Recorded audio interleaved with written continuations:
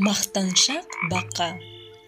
Құрлықта секіріп ойнап жүрген бақа не істерін білмей іші пысады. Судан өзінің бейнесін күнде көріп әдетінше «Мен сондай әдемімін, бәрінен мықтымын, мен сияқты ешкім ән сала алмайды» деп қарлыққан даусын созып мәз болады. Оны қайталанған әнінен мәзі болған құрбақалар құр мақтануын тоқтатудың жолын іздейді. Сен біздің мазамызды алып біттің. Дәлелсіз мақтануыңа кім сенер? Егер мықты болсаң, кәне өзіңнің әншілігіңді сынар байқау өткізейік.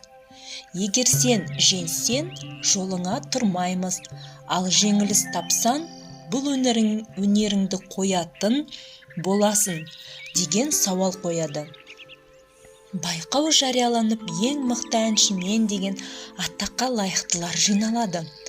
Құс атаулының әншісі Бозторғай, биші Шортан да, сылаңдаған Кесіртке де, тағы басқа қатысушылар бағын сынайды.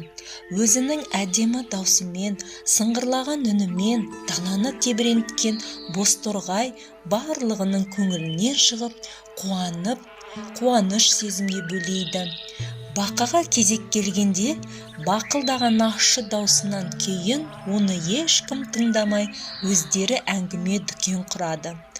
Мақтауға іліккен Бозторғай сайыстың жеңімпазы болып, табиғаттың жыршы құсы атаныпты. Мақтаншақ бақа өзінің әншілігін ел алдында дәлелдей алмай, жеңілгенін мойындап, ән салуын тоқтатыпты.